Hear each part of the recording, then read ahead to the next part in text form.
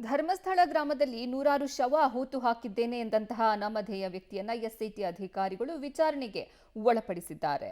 ಬರೋಬ್ಬರಿ 8 ಗಂಟೆಗಳ ಕಾಲ ಡ್ರಿಲ್ ಮಾಡಿದ ಅಧಿಕಾರಿಗಳು ಸಾಕಷ್ಟು ಮಾಹಿತಿ ಕಲೆ ಹಾಕಿದ್ದಾರೆ. ನ್ಯಾಯಾಲಯಕ್ಕೆ ಹಾಜರುಪಡಿಸಿದ ತಲೆಬುರುಡೆಯ ಬಗ್ಗೆ ಸಾಕಷ್ಟು ವಿಚಾರಣೆ ನಡೆಸಿದ್ದು, ಬುರುಡೆ ತೆಗೆಯೋದು ಕಾನೂನು ರೀತಿ ತಪ್ಪಲ್ವಾ ಎಂದು ಎಸ್ಐಟಿ ಅಧಿಕಾರಿಗಳು ಪ್ರಶ್ನಿಸಿದ್ದಾರೆ. ನನ್ನ ಆರೋಪವನ್ನ ಸಾಬೀತುಪಡಿಸೋಕೆ ನನಗೆ ಇದೊಂದೇ ದಾರಿ ಎಂದು ದೂರುದಾರ ಉತ್ತರಿಸಿದ್ದಾನೆ. ಇನ್ನು ದೂರುದಾರ ವ್ಯಕ್ತಿಗೆ ಎಸ್ಐಟಿ ಕೇಳಿದ ಪ್ರಶ್ನೆಗಳು ಏನು, ಅನಾಮಧೇಯ ವ್ಯಕ್ತಿ ಏನನ್ನ ಉತ್ತರ ಕೊಟ್ಟಿದ್ದಾನೆ ಅನ್ನೋದನ್ನ ಒಂದೊಂದಾಗಿ ಈಗ ನಾವು ನೋಡ್ತಾ ಹೋಗೋಣ. ಇನ್ನು ಎಸ್ಐಟಿ ಅಧಿಕಾರಿಗಳು ನ್ಯಾಯಾಲಯಕ್ಕೆ ಒಪ್ಪಿಸಿದ ಕಳೇಬರ ಎಲ್ಲಿಂದ ತಂದಿದ್ದು ಅನ್ನುವಂತಹ ಪ್ರಶ್ನೆಯನ್ನ ಕೇಳಿದ್ದಾರೆ. ಇದಕ್ಕೆ ದೂರುದಾರ ಹೂತು ಹಾಕಿದ್ದಂತಹ ಸ್ಥಳದಿಂದಲೇ ನಾನು ಇದನ್ನ ತೆಗೆದು ತಂದಿದ್ದೀನಿ ಅನ್ನುವಂತಹ ಉತ್ತರವನ್ನ ಕೊಟ್ಟಿದ್ದಾನೆ. ಕಳೆಬರ ಎಲ್ಲಿಂದ ಸಿಕ್ತು, ಎಲ್ಲಿಂದ ತಂದಿದ್ದು ಅಂತ ಕೇಳಿದ್ದಾರೆ. ಇದಕ್ಕೆ ನಾನು ಹೂತು ಹಾಕಿದ್ದ ಸ್ಥಳದಿಂದಲೇ ಇದನ್ನ ತೆಗೆದು ತಂದಿರೋದು ಅನ್ನುವಂಥ ಉತ್ತರವನ್ನ ಕೊಟ್ಟಿದ್ದಾನೆ ದೂರುದಾರ.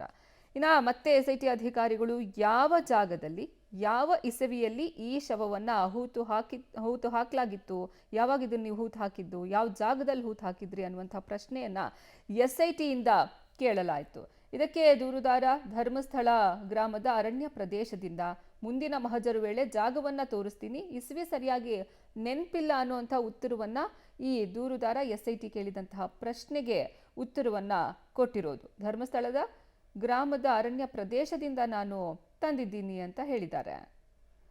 ಮತ್ತೆ ಎಸ್ಐಟಿ ತಂಡ ಆ ಶವ ಪುರುಷನದ್ದೋ ಅಥವಾ ಮಹಿಳೆಯದ್ದೋ ಅನ್ನುವಂತಹ ಪ್ರಶ್ನೆಯನ್ನ ಕೇಳಿದ್ದಾರೆ. ಯಾವ ತಲೆಬುರುಡೆಯನ್ನ ತಂದು ಆತ ಕಂಪ್ಲೇಂಟ್ ಅನ್ನ ದಾಖಲು ಮಾಡ್ತಾನೆ, ಆ ಬುರುಡೆ ಪುರುಷನದ್ದ ಅಥವಾ ಮಹಿಳೆಯದ ಅನ್ನುವಂಥ ಪ್ರಶ್ನೆಯನ್ನ ಕೇಳಿದ್ದಾರೆ. ದೂರುದಾರ ಅದು ಸಹ ನನಗೆ ಸರಿಯಾಗಿ ನೆನಪಿಲ್ಲ ಅನ್ನುವಂತಹ ಉತ್ತರವನ್ನ ಈ ದೂರುದಾರ ವಿಚಾರಣೆ ವೇಳೆ ಕೊಟ್ಟಿರೋದು. ಮುಂದುವರೆದಂತೆ ಎಸ್ಐಟಿಯಿಂದ ಅಸ್ಥಿಪಂಜರ ಹೊರತೆಗೆಯುವ ವೇಳೆ ನಿನ್ ಜೊತೆಗೆ ಯಾರಿದ್ರು ಅನ್ನುವಂತಹ ಪ್ರಶ್ನೆಯನ್ನ ಹಾಕ್ತಾರೆ. ಇದಕ್ಕೆ ದೂರುದಾರ ನಾನೊಬ್ಬ ಮಾತ್ರ ಇದ್ದೆ, ನಾನೇ ಆ ಸ್ಥಳಕ್ಕೆ ಹೋಗಿ ಆ ತಲೆಬುರುಡೆಯನ್ನ ತಂದಿದ್ದೀನಿ, ನನ್ನ ಜೊತೆ ಯಾರೂ ಇರಲಿಲ್ಲ, ನಾನೊಬ್ಬನೇ ಹೋಗಿ ಈ ತಲೆಬುರುಡೆಯನ್ನ ತಂದಿದ್ದೀನಿ ಅನ್ನುವಂತಹ ಮಾಹಿತಿಯನ್ನ ಕೊಡ್ತಾನೆ ದೂರುದಾರ.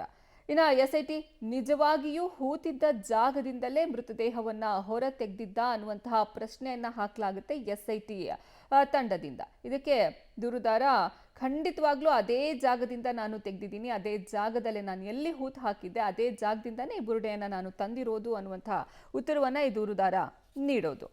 ಎಸ್ಐಟಿಯಿಂದ ಏಕಾಏಕಿ ಮಣ್ಣಿನಿಂದ ಹೊರತೆಗೆಯುವ ಬದಲು ಪೊಲೀಸರಿಗೆ ನೀವು ಮಾಹಿತಿಯನ್ನ ಕೊಡಬಹುದಿತ್ತಲ್ವಾ ಅನ್ನುವಂತಹ ಪ್ರಶ್ನೆಯನ್ನ ಎಸ್ಐಟಿಯಿಂದ ಹಾಕಲಾಯಿತು.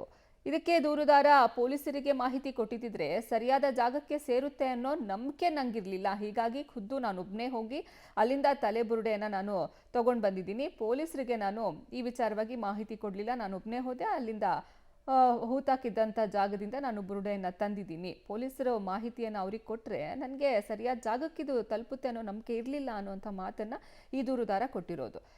ಎಸ್ಐಟಿ ಈ ರೀತಿ ಶವ ಹೊರ ತೆಗೆಯೋದು ತಪ್ಪಲ್ವಾ, ಕಾನೂನಾತ್ಮಕವಾಗಿ ಅಪರಾಧ ಅನ್ನೋದು ನಿಮಗೆ ಗೊತ್ತಿಲ್ವಾ ಅಂತ ಪ್ರಶ್ನೆಯನ್ನ ಹಾಕಲಾಗುತ್ತೆ ಎಸ್ಐಟಿ ತಂಡದಿಂದ. ಇದಕ್ಕೆ ದೂರುದಾರ ನನ್ನ ಆರೋಪವನ್ನ ಸಾಬೀತುಪಡಿಸೋಕೆ ನನಗಿರೋದು ಇದೊಂದೇ ದಾರಿ, ಸತ್ತ ವ್ಯಕ್ತಿಗಳಿಗೆ ನ್ಯಾಯ ಸಿಗ್ಲಿ, ಯಾವ ಕಾನೂನು ಕ್ರಮಕ್ಕೂ ನಾನು ಸಿದ್ಧವಾಗಿದ್ದೀನಿ ಅನ್ನುವಂತಹ ಮಾಹಿತಿಯನ್ನ ಈ ದೂರುದಾರ ಕೊಡೋದು ಎಸ್ಐಟಿಯ ಪ್ರಶ್ನೆಗೆ. ಕಾನೂನಾತ್ಮಕವಾಗಿ ಇದು ಅಪರಾಧ ಅಲ್ವಾ ಅಂತ ಕೇಳಿದಕ್ಕೆ ನನ್ನ ಆರೋಪ, ನಾನೇನು ಆರೋಪ ಮಾಡ್ತಾ ಇದ್ದೀನಿ, ಸಾಕಷ್ಟು ನೂರಾರು ಶವಗಳನ್ನ ಹೂತು ಹಾಕಿದ್ದೀನಿ ಅಂತ, ಇದನ್ನ ಸಾಬೀತುಪಡಿಸೋಕೆ ನನಗೆ ಇರೋದು ಇದೊಂದೇ ದಾರಿ, ಸತ್ತ ವ್ಯಕ್ತಿಗಳಿಗೆ ಈ ಮೂಲಕನಾದ್ರೂ ನ್ಯಾಯ ಸಿಗ್ಲಿ, ಯಾವುದೇ ಕಾನೂನು ಕ್ರಮ ಕೈಗೊಂಡ್ರೂ ಸಹ ನಾನು ಅದಕ್ಕೆ ಸಿದ್ಧ ಅನ್ನುವಂತಹ ಉತ್ತರವನ್ನ ದೂರುದಾರ ಕೊಟ್ಟಿರೋದು. ಇದು ಎಸ್ಐಟಿ ದೂರುದಾರನಿಗೆ ಕೇಳಿದಂತಹ ಪ್ರಮುಖ ಪ್ರಶ್ನೆಗಳು. ಸದ್ಯ ಎಸ್ಐಟಿ ಸತತವಾಗಿ 8 ಗಂಟೆಗಳ ಕಾಲ ಅನಾಮಧೇಯ ವ್ಯಕ್ತಿಯನ್ನ ವಿಚಾರಣೆಗೆ ಒಳಪಡಿಸಿದ್ದಾರೆ. ಈ ವೇಳೆ ಪ್ರಮುಖ ಪ್ರಶ್ನೆಗಳನ್ನ ಕೇಳಿದ್ದಾರೆ. ಇದಕ್ಕೆ ದೂರುದಾರ ಸಹ ಉತ್ತರವನ್ನ ಕೊಟ್ಟಿದ್ದಾನೆ. ನಾನು ಎಲ್ಲಿ ಹೂತು ಹಾಕಿದ್ದೆ ಅದೇ ಜಾಗದಿಂದ ತಂದಿದ್ದೀನಿ, ಇಸ್ವಿ ನೆನಪಿಲ್ಲ ನನಗೆ, ಮತ್ತೆ ಅದು ಮಹಿಳೆದ ಪುರುಷನದ್ದ ಅದು ಸಹ ನನಗೆ ನೆನಪಿಲ್ಲ, ಆದರೆ ಜಾಗ ನನಗೆ ಗೊತ್ತಿತ್ತು, ಹೀಗಾಗಿ ನಾನು ಒಬ್ಬನೇ ಹೋದೆ, ಆ ಜಾಗದಿಂದ ನಾನು ಈ ಬುರುಡೆಯನ್ನು ತಂದಿದ್ದೀನಿ. ಈಗ ನಾನೇನು ಆರೋಪ ಮಾಡ್ತಾ ಇದ್ದೀನಿ, ನೂರಾರು ಶವಗಳನ್ನು ನಾನು ಹೂತು ಹಾಕಿದ್ದೆ, ಆ ಪಾಪ ಪ್ರಜ್ಞೆ ನನಗೆ ಕಾಡ್ತಾ ಇದೆ ಅಂತ, ಅದಕ್ಕೆ ನನಗಿದ್ದಿದ್ದು ಇದೊಂದೇ ದಾರಿ, ಹೀಗಾಗಿ ನಾನು ಆ ಜಾಗಕ್ಕೆ ಹೋದೆ, ತಲೆ ಬುರುಡೆಯನ್ನು ತಂದೆ, ಈ ರೀತಿ ನಾನು ಇದೇ ರೀತಿ ಅನೇಕ ಶವಗಳನ್ನು ನಾನು ಹೂತು ಹಾಕಿದ್ದೀನಿ ಅನ್ನುವಂತಹ ಮಾಹಿತಿಯನ್ನು ಆತ SIT ತನಿಖೆ ವೇಳೆ ಕೊಟ್ಟಿದ್ದಾನೆ. ಇನ್ನು ಆ ಜಾಗವನ್ನು ನಾನು ಪೊಲೀಸರಿಗೆ ತೋರಿಸಿದಿದ್ರೆ ಇದು ಬೇರೆ ಆಯಾಮ ಪಡ್ಕೊಳ್ತಿತ್ತು ಅನ್ಸುತ್ತೆ. ಹೀಗಾಗಿ ಸ್ವತಃ ನಾನೇ ಹೋಗಿ ಒಬ್ಬನೇ ಹೋಗಿದ್ದು, ನನ್ನ ಜೊತೆ ಯಾರೂ ಇರಲಿಲ್ಲ, ನಾನೇ ಹೋಗಿ ಈ ಬುರುಡೆಯನ್ನು ತಂದಿರೋದು, ಈ ಮೂಲಕ ನಾನು ದೂರನ್ನು ಕೊಟ್ಟಿದ್ದೀನಿ ಅಂತ ಹೇಳಿದ್ದಾರೆ.